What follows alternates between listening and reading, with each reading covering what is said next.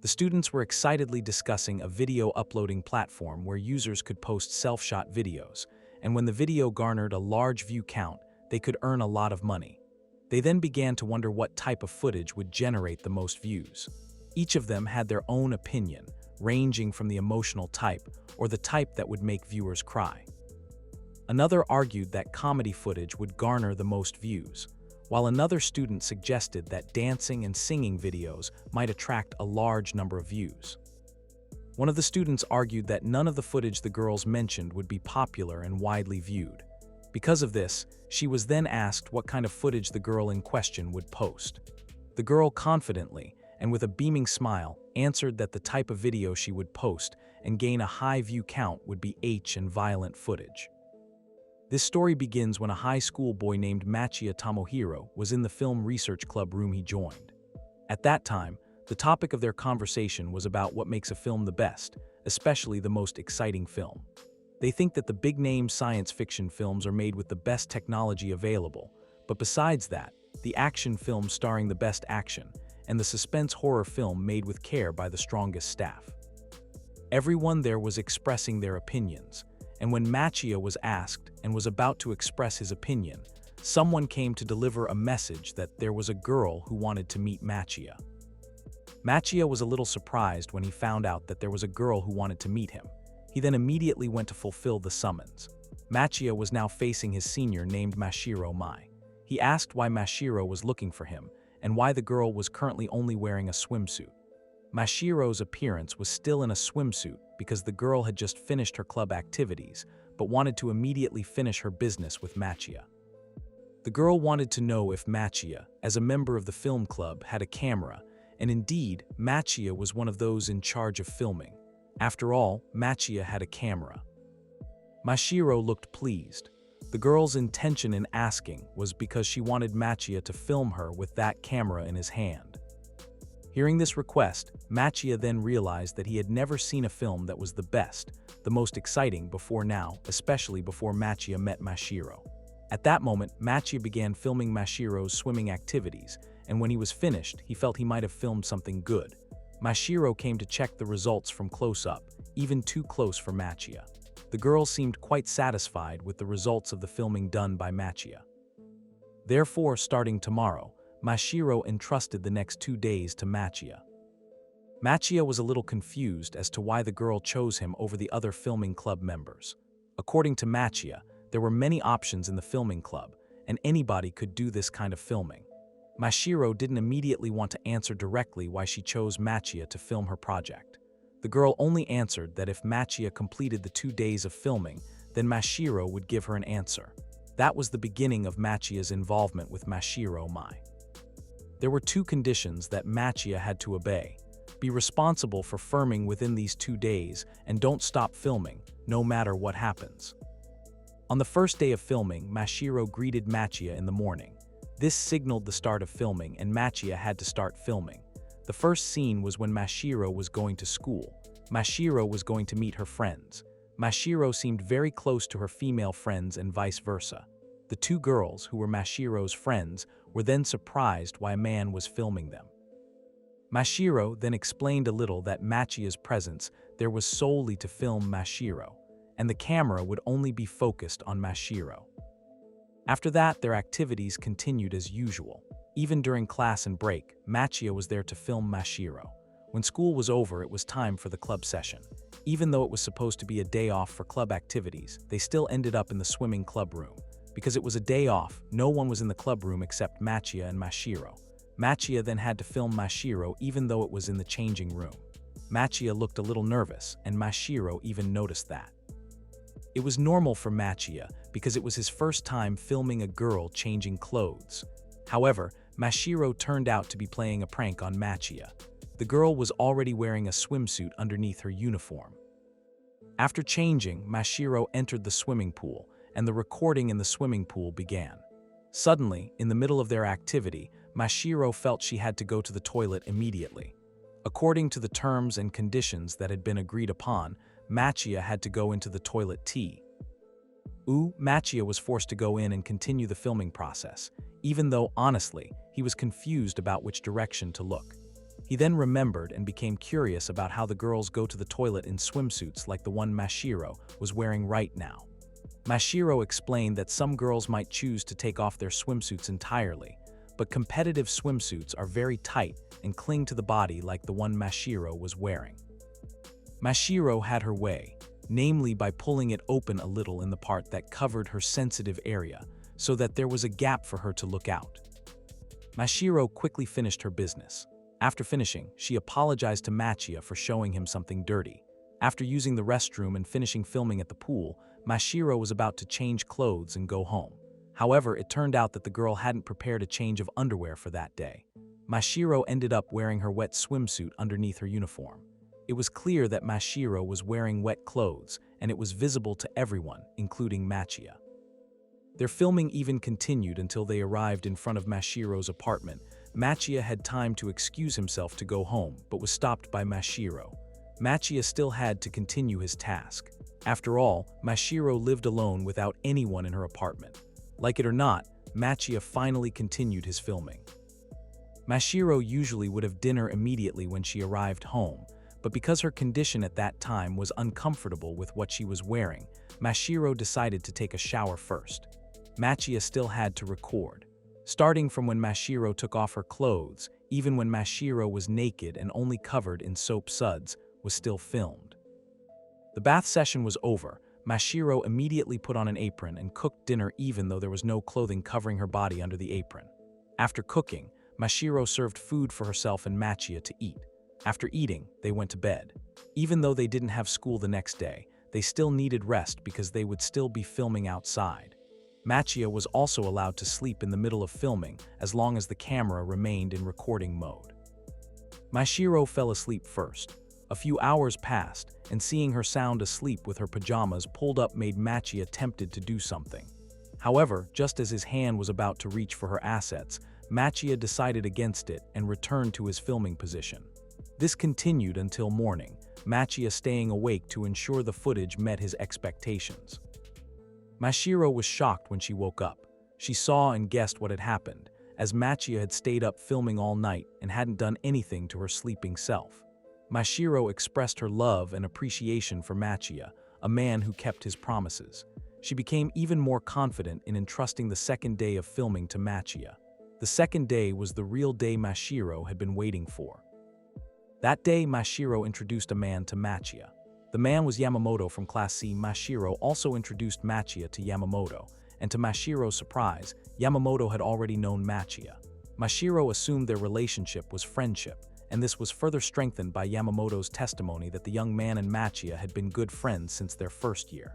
Machia slightly disagreed. If the relationship was indeed a friendship, Machia disagreed with them. The reason was that in the past, Machia was a victim of bullying by Yamamoto and his friends. Machia even experienced harassment that caused psychological trauma for him. Mashiro introduced Yamamoto to Machia as her boyfriend. That day, Machia would help them film their date. From eating together, joking around, walking together, to kissing, everything was recorded by Machia and immortalized on camera. Suddenly, Mashiro asked Yamamoto if the young man had found the place Mashiro wanted, and the answer was yes. It wasn't a romantic place, an amusement park, or a beautiful garden. The place in question was the wreck of the factory that closed down long ago. No one would come to a place like that, but Mashiro decided to do something there. Before continuing, Yamamoto and Mashiro informed Machia that they would be filming an adult scene. Regardless of how things turned out, Machia was asked to keep filming and not stop. Machia had already made a promise, and of course he couldn't break it.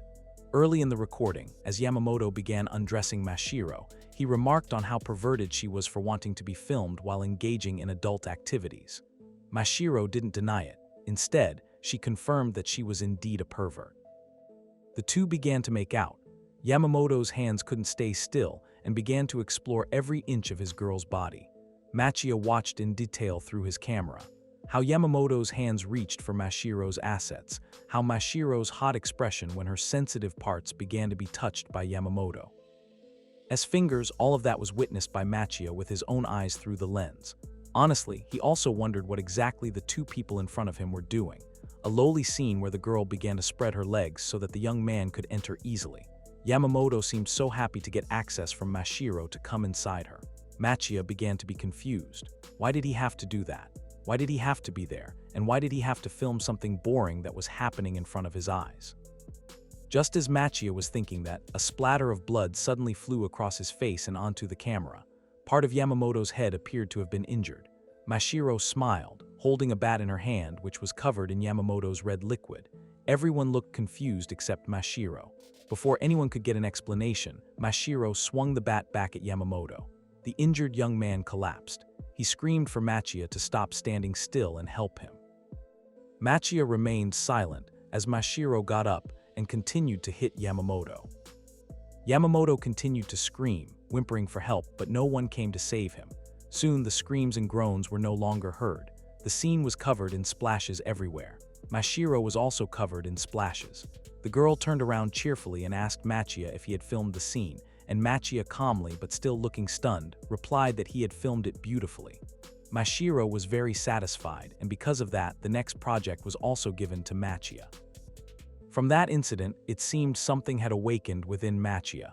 Something had stood up, but unfortunately, it wasn't Justice, but Machia Jr. After finishing, Mashiro asked for the memory card of the camera that Machia used to record.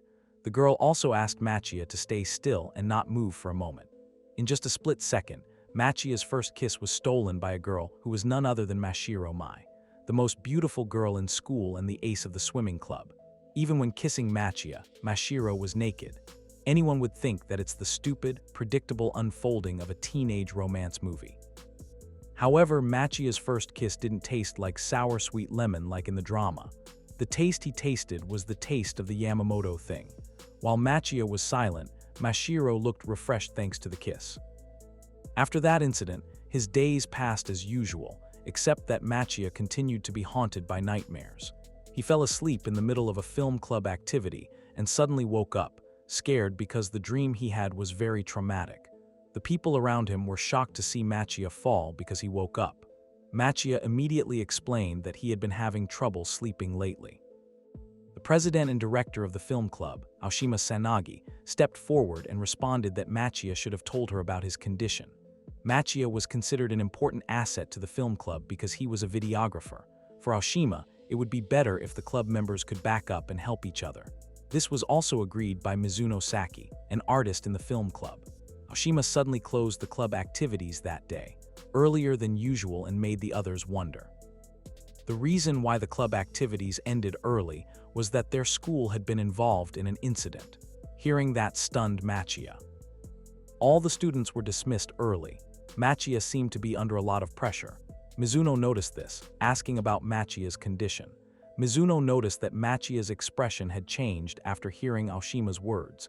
She began to suspect a connection between this and Machia's recent encounter with Mashiro. Mizuno noticed that Machia's behavior had changed since then. Machia remained silent, but then moved on to Mizuno to ask if the girl knew or recognized Yamamoto from Class C at that time. No one would not know or recognize Yamamoto because Yamamoto was the victim of the incident that caused them to be sent home early. From that incident, the perpetrator had not yet been caught. With Machia's question, Mizuno began to suspect. Did Mashiro have something to do with the Yamamoto incident? Machia was silent for a moment, and when he was about to continue his words, Mashiro came between them. Mashiro invited Machia to go out with her because she had something to give him. They left, leaving Mizuno alone. Once alone, Machia asked what Mashiro wanted to give him. What she wanted was his payment. Mashiro handed Machia a wad of cash in an envelope totaling 5 million yen. Machia trembled as he accepted the money. He plucked up the courage to ask if the money he had received was meant to silence him. Mashiro was confused by Machia's intentions. Why was he only trying to keep Machia quiet, and about what? She didn't understand. Machia haltingly explained that he suspected the money was probably hush money that Mashiro was using to silence him regarding the incident involving the premature encounter of the Yamamoto to gods. Mashiro finally understood where their conversation was headed. Mashiro stated that the matter had been resolved. As they spoke, Mashiro confirmed that the perpetrator of the Yamamoto incident had been apprehended. Machia was stunned, confused by Mashiro's intentions. How could Mashiro's words be true, given that he knew she was the mastermind behind the incident. Mashiro simply smiled and said that Machia would surely hear news of the perpetrator's arrest on the television news tonight. That night, Machia wanted to prove Mashiro's point. His younger sister, Machia Hana, felt it was unfair because her brother suddenly grabbed the TV remote and changed the channel to a news program. Machia, a person who rarely watched the news, so his behavior that night seemed odd to Hana. The news then turned to the topic of the Yamamoto case. The case was so booming that Hana, who was still in elementary school, knew that the case had claimed the life of one of the students at her brother's school. Machia was shocked when he saw the news report that the perpetrator of the incident had been identified as Aota Mamoru, a 46-year-old independent businessman. Although the perpetrator had been identified, his motive remained unknown. What was certain was that the items used to carry out the act had been found at the scene. There was no doubt that Aota Mamoru was the culprit. Machia was stunned as he tightly gripped his camera. He was confused as to how this could have happened. The next day, Machia immediately asked Mashiro about it. Machia asked how it was possible since the real culprit was Mashiro. Mashiro also confirmed that the one who initiated the incident was herself, but in reality, it wasn't Mashiro who received the punishment. How could this happen? Mashiro confidently said that it was all because she was the winner. Machia was still confused about what Mashiro meant by the winner, what she experienced and went through, but his thoughts didn't let it penetrate too far. Mashiro again said that there were more important things for them to do, and that was to think about what they would do next. In the future, what filming would they do? Machia's eyes widened in surprise as they were still planning to do the next project together. He couldn't understand why Mashiro still wanted to do it. This time, Machia chose to refuse. Mashiro was very confused as to why Machia rejected her invitation. Of course, Machia refused. It was for his comfort, safety, and stability. After all, since the completion of the first film, Machia had been having nightmares in his sleep. Machia kept imagining Yamamoto staring at him and begging for help. It was a dream Machia always had. Mashiro denied it. Mashiro was convinced that wasn't what happened, but Machia also insisted that what happened to him had a significant impact on his sleep patterns and many other things. Mashiro then labeled Machia strange. Machia couldn't understand where he was strange. Everyone would at least do the same thing as him. Mashiro had a reason for Machia's strange reaction. It was none other than the tension Machia had felt when he saw her force Yamamoto back into the arms of his god. Mashiro was certain that what Machia was feeling at that moment was lust. Machia's face immediately flushed red with embarrassment. Mashiro could accurately determine that Machia had been aroused by lust earlier. Mashiro concluded this because she had previously witnessed Machia not even once become aroused by the sight of her bathing naked.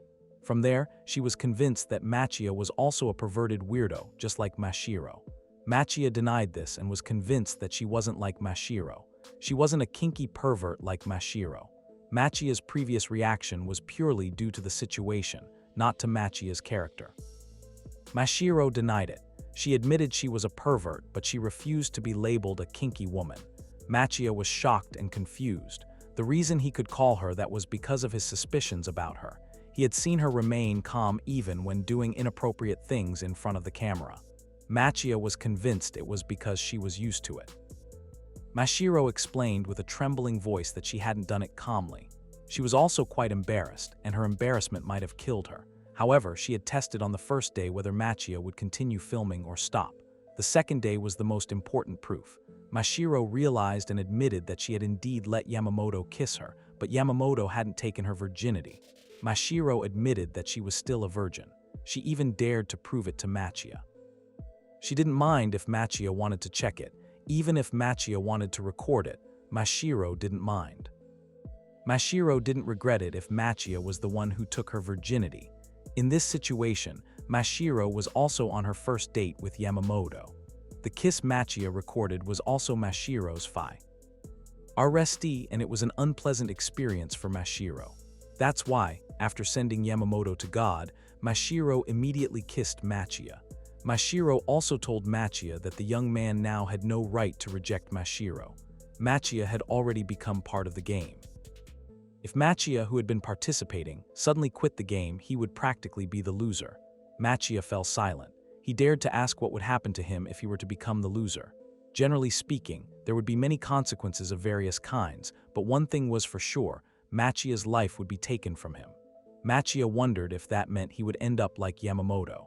Mashiro could only say that the result could be far more painful than death itself. Machia was still confused by the situation he was in. Mashiro calmly explained to reassure his partner that there would be no more murders in the next video. Machia still had to film. The person Machia had to film in the future was another girl, not Mashiro. Mashiro showed a portrait of a girl that Machia would film in the next 5 days. Machia's eyes widened in surprise. He asked Mashiro why he had to film the person in the portrait in the next 5 days. Mashiro suspected that Machia probably knew the person. Mashiro wasn't entirely sure, but he estimated the girl in the picture would take her own life within the next 5 days. The girl they were talking about was Aoshima, the president of the film club. Flashback to half a year ago, Machia, a freshman, was being bullied and harassed by Yamamoto, a member of the film club. At that time, Aoshima suddenly came looking for Machia. Yamamoto didn't even hide his actions and told their club president that he and Machia were talking. Without answering, Aoshima then punched and beat Yamamoto.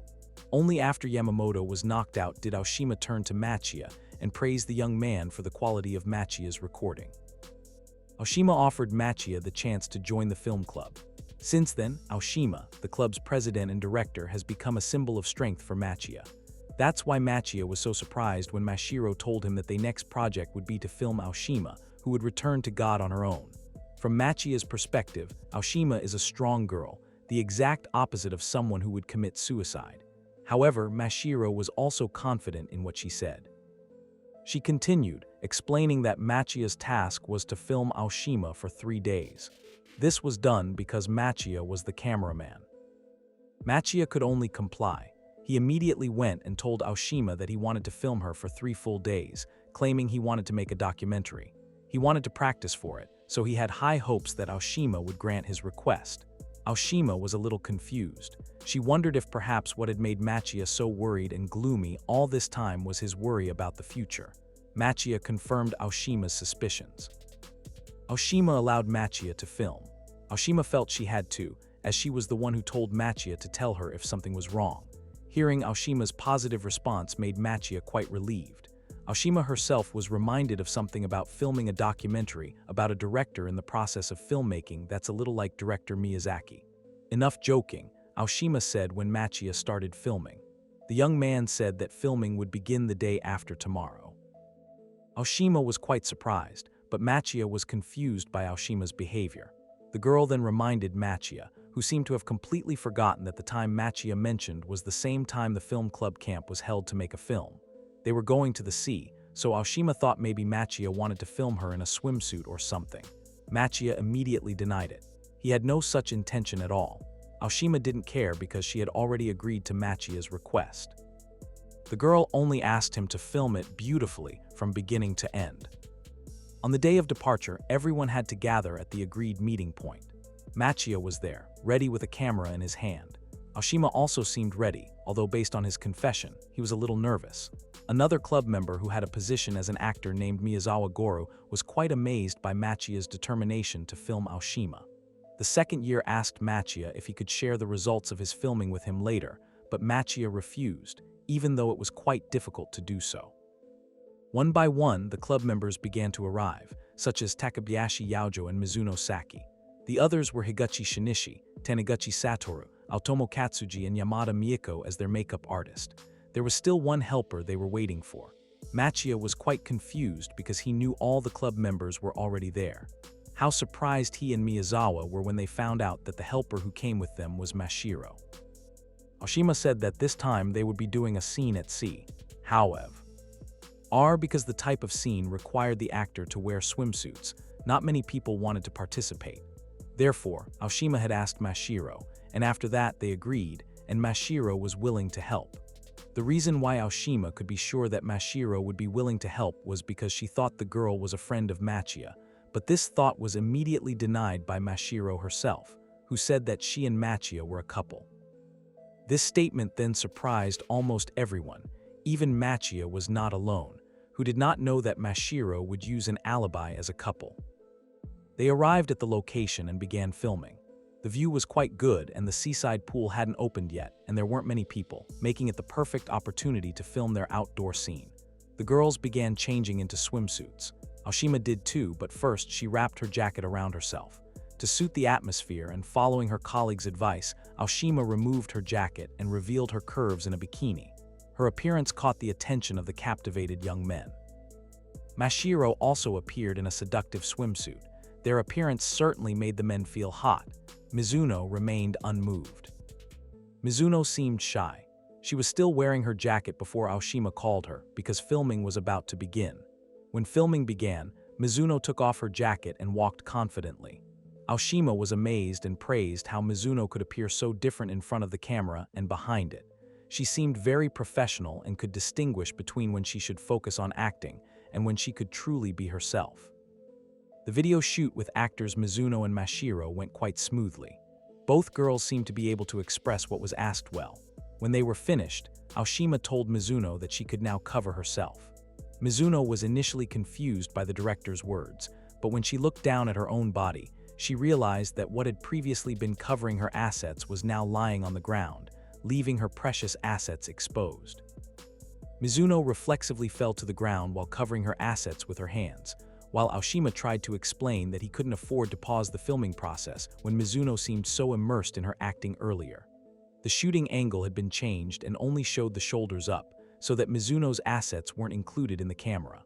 Not only that, all the men in the crew had been asked by the director to turn around, except Machia, who was in charge of filming.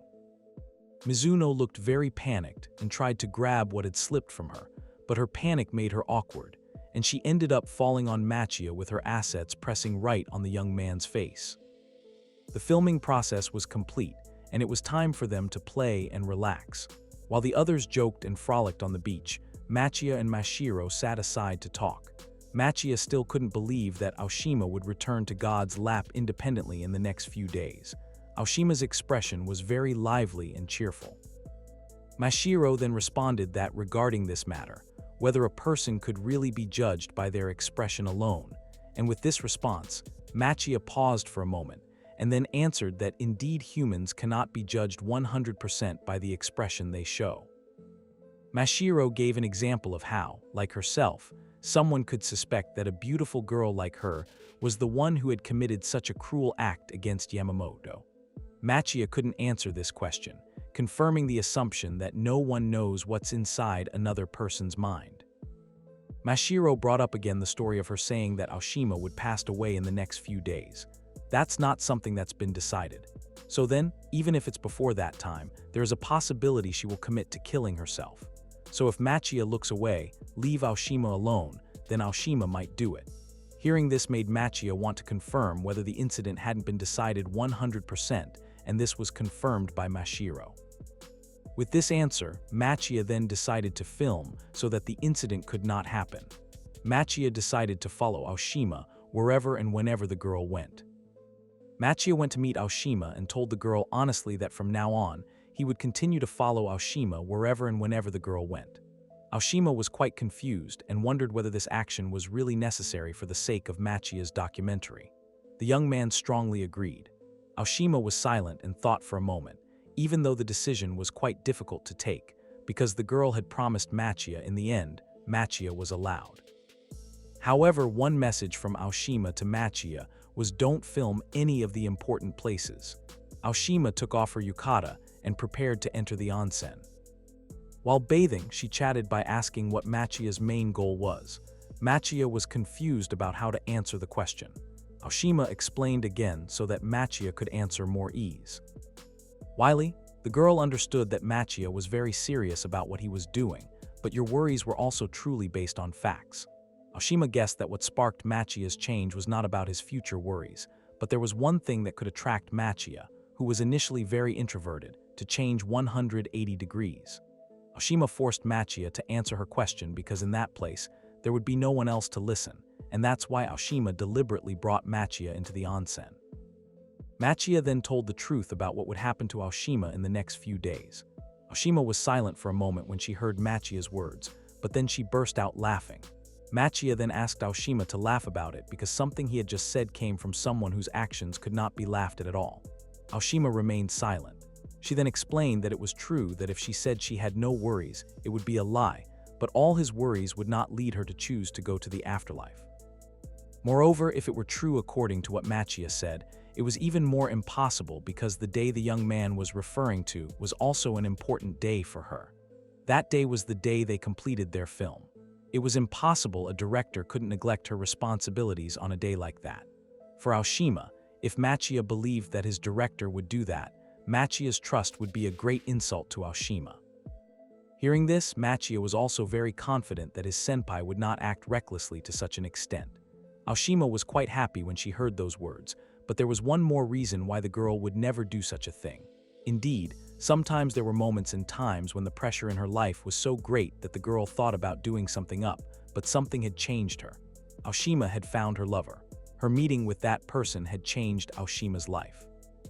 It made Aoshima now feel so happy he couldn't choose death. Those words embarrassed Aoshima, who begged Machia to cut the recording. Machia could see Aoshima's embarrassed expression. The young man then wondered what kind of guy had managed to make someone express such an expression.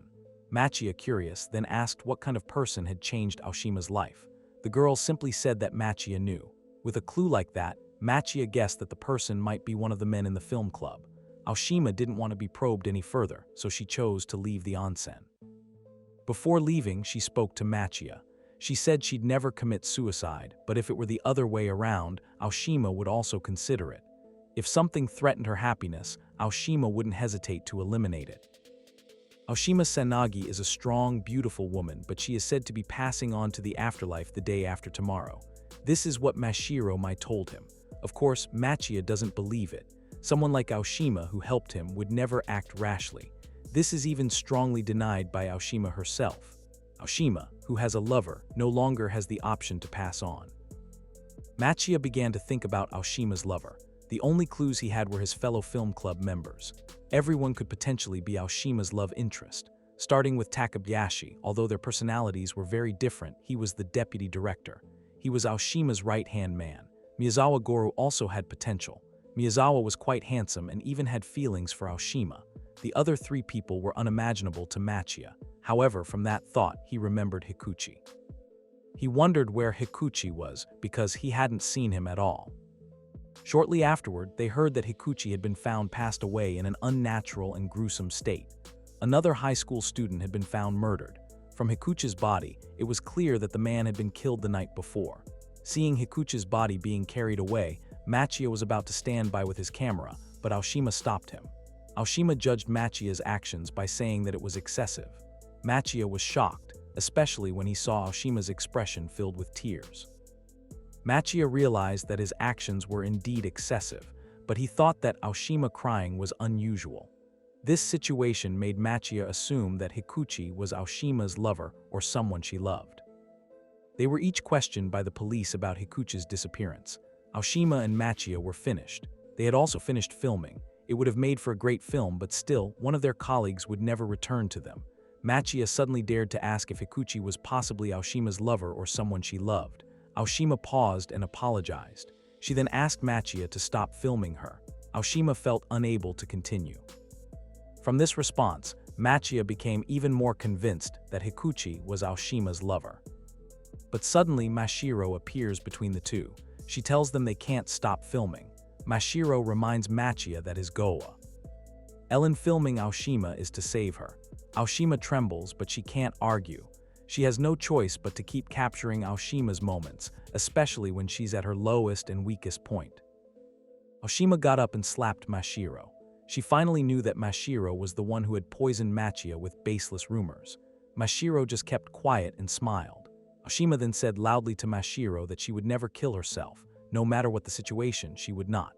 Aoshima took Machia's hand and asked him to leave because Mashiro looked like a crazy girl, but Machia held one of his hands. Mashiro said that Machia could not leave because Machia was Mashiro's partner. Mashiro even said that if Machia left her, Machia would be unhappy. Aoshima shouted that Machia should go with her.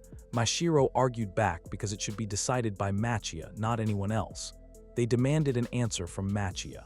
Aoshima then whispered something to Machia, and immediately the young man let go of Mashiro's hand. He left with Aoshima. Aoshima suspected that Mashiro was the one who killed Hikuchi. Machiya was shocked. He wanted to know if Aoshima had any proof. The girl then showed him that after the body was discovered, someone sent a message to her cell phone. That message was sent from Hikuchi's cell after he was murdered. Machiya's eyes widened when he saw the message's contents. It was a ransom note ordering Aoshima to kill herself, and that if she didn't, her comrades would be passed away one by one. Perpetrator is currently confirmed to have Hikuchi's cell phone. Among them, only Mashiro is very certain that Aoshima will disappear. If these 2 points are connected, it would make sense for them to be suspicious. However, those who still oppose the permission are wondering how a high school student could carry out a disappearance. Machiya hesitantly then explains why Mashiro could go to such lengths because she has done it before. However, before Machiya can finish his sentence, he is interrupted by Mizuno's shout. Aoshima and Machiya then rushed to Mizuno to ask what was happening. Mizuno pointed directly towards the bottom of the cliff. There lay 2 people who had disappeared, Taniguchi and Aotomo. Mizuno knew that her colleague had not returned after Mashiro called them out. With this testimony, it could be concluded that Mashiro was the perpetrator. Aoshima looked frustrated. How could the authorities not immediately deal with this? Seeing Aoshima looking frustrated, Machiya said that maybe it was Mashiro's doing too. Aoshima was surprised, but Machiya's words were quite reasonable because Mashiro had a track record of committing serious crimes but still not being arrested. Perhaps there was a condition that made the police side with Mashiro. Aoshima asked who Mashiro was. Machiya trembled at the question. Although it was reported that the perpetrator was someone else and even had related evidence, Machiya had also recorded what happened. Machiya showed Aoshima that Mashiro was also the mastermind behind the bloody Yamamoto incident.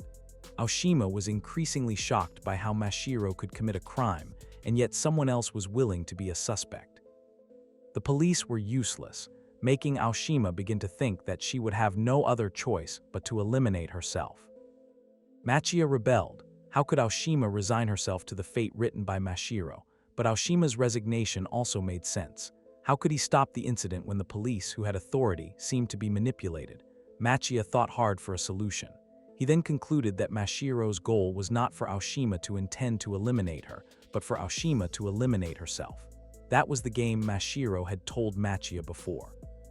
So if his suspicions were correct, Machiya planned to take a video of Aoshima's disappearance by herself, but only a fake video. They were members of the film club, of course. They could create effects in the video they took.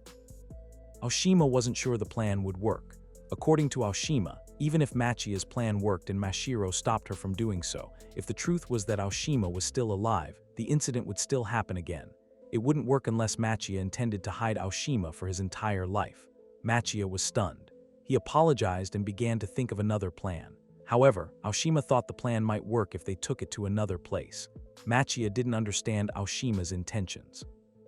The girl explained the plan she had in mind. First, they will send a message via Hikuchi's cell phone, which Mashiro is holding. The message will contain a statement that Aoshima will eliminate herself the day after tomorrow, but on the condition that Mashiro must stop eliminating their friends. By sending the message, it is hoped that Mashiro will at least stop her behavior temporarily. After that, they will send another message saying, Machiya taped that video. Aoshima wants Mashiro to come and pick it up by herself. The fake video made to gain Mashiro's trust would work its intended purpose. Afterwards, when Mashiro appears to retrieve the recording, they will eliminate Mashiro together. Machiya was shocked. The young man wanted to confirm whether eliminating Mashiro was necessary, since they only needed to capture her, but Aoshima was a little hesitant about it. Even so, the girl chose to follow Machiya's instructions and changed the subject by saying that Machiya smelled quite bad because he hadn't cleaned himself for several days. Aoshima asked Machiya to go and relax for a while, and that she would contact him again later. Machiya couldn't refuse, but he was still worried. Before they parted, Machiya again reminded his senpai not to be reckless in eliminating herself. Aoshima reassured Machiya that she wasn't someone who would act recklessly. She also said that Machiya should protect her later when needed. As Machiya bathed, he was deep in thought. Their plan had been put into action, from Aoshima sending the message to their remaining comrades being told not to go out alone and to remain vigilant. The only thing worrying them now was that none of them knew Mashiro's whereabouts. Even Machiya himself couldn't guess what his partner was thinking. Machia was confused about what to do when the time came. If he had to eliminate Mashiro, what would he do next? Aoshima had also just lost her lover. Machia thought there might be a chance for him to fill Aoshima's lover's position. But he suddenly realized that a loser like him would never be able to make a girl like Aoshima fall in love with him. Just after finishing cleaning himself, Machia received a call from Aoshima. He immediately rushed to see her, and after seeing the young girl, he hurriedly went to the place Aoshima directed.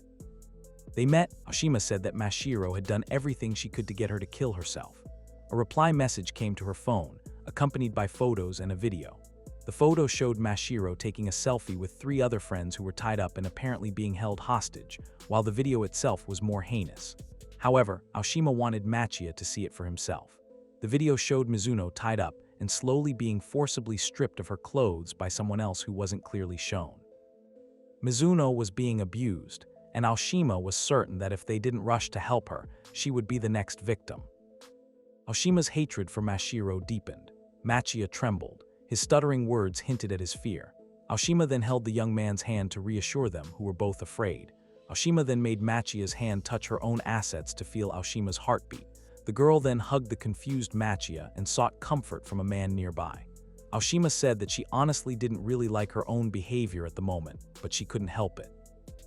Aoshima begged Machia for help, but the young man was still hesitant. When asked if Machia truly liked Mashiro, he vehemently denied it. He knew there was something wrong with Mashiro, making it impossible for him to fall for such a girl. Aoshima then continued to ask if that was true, then why was Machia hesitant? Wasn't Machia furious to see his friends being taken away one by one? Machia couldn't deny it. Aoshima was still confused. Night falls and Machia is in his room, wrapped in a blanket and thinking hard about his future. Some time ago, Aoshima had given them a plan to carry out. They will admit that they can't make a fake video because Takabayashi is no longer there, so Aoshima will send a message back that she will jump in front of Mashiro. Aoshima will ask Mashiro to come to the rooftop. Machia will hide somewhere, and when Mashiro arrives at the rooftop, Machia's job is to immediately eliminate Mashiro.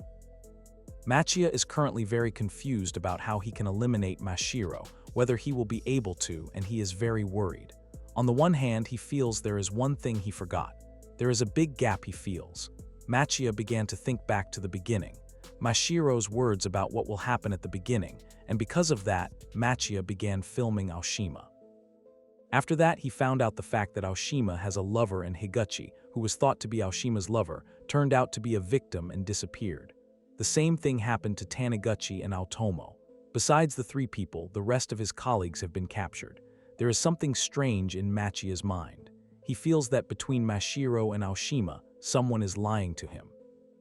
Based on what Machia had experienced, Mashiro was someone who might lie to him, while the other party wouldn't, just as he assumed. At this, his cell phone suddenly rang. Machia immediately picked up the phone, and it turned out to be Mashiro. Hearing that the person speaking to him on the phone was Mashiro, then made Machia flooded the girl with many questions. He wanted to know where Mashiro was now and what she was doing. Mashiro said that she was in the middle of a dead tube, so there was nothing she could explain at length. Machia was confused about what Mashiro meant by a dead tube. Mashiro was quite surprised that no one had ever told Machia about the dead tube. Not there, then promised to tell him later, but for now, there was one thing Machia had to know, and the young man should listen carefully this time. Mashiro advised Machia that she was the only person he could trust because only she knew him. Hearing these words made Machia even more confused about whom he should trust. However, as fate would have it, one day before the school festival, right after school ended, their plan would begin. They all began to move when the school was empty. Machia and Aoshima went to the rooftop to carry out their plan. Aoshima first texted Mashiro as planned. She then rushed to the location she had in mind, beyond the rooftop security wire. Machia was worried about Aoshima, but she seemed fine. Machia was worried about his senpai's safety, but if they didn't take a big risk, they weren't sure Mashiro would take the bait. They were quite optimistic about their plan. Aoshima and Machia even promised to make more films together if they survived the crisis that day. Machia felt a little regretful, but then Aoshima suddenly asked him to come closer. Aoshima kissed Machia, which immediately took Machia by surprise. Machia wanted to speak, but Aoshima stopped him. Aoshima honestly had something to say, but she chose to remain silent. Like Machia, Aoshima already had a special place in her heart. She suggested that they straighten things out after they resolved the crisis. After they finished, they decided to talk. The time was getting closer. Mashiro was heard starting to climb the stairs. Both Aoshima and Machia were already in their respective places. Mashiro opened the door and Machia was behind it, ready with a baseball bat. Mashiro greeted Aoshima. The two interacted as usual, and without further ado, Aoshima asked Mashiro to come closer so she could jump. Mashiro agreed to start it, but she asked in confusion, what exactly was Machia doing behind the door? Machia, who had already raised the baseball bat, then froze in disbelief that their plan had been discovered by the target. Aoshima claimed that Machia was there to record, but Mashiro had brought the camera herself. Mashiro urged Aoshima to jump. She also told Machia not to make any sudden, unnecessary movements as it would be a waste of time. Their plan had failed. Mashiro turned the tables, but suddenly, Mizuno rushed in from the stairs and headbutted Mashiro, causing her to fall. Mizuno was the only one who managed to escape with the help of the others when Mashiro was not alert. Mizuno gave orders to Machia to immediately finish Mashiro while she held the girl.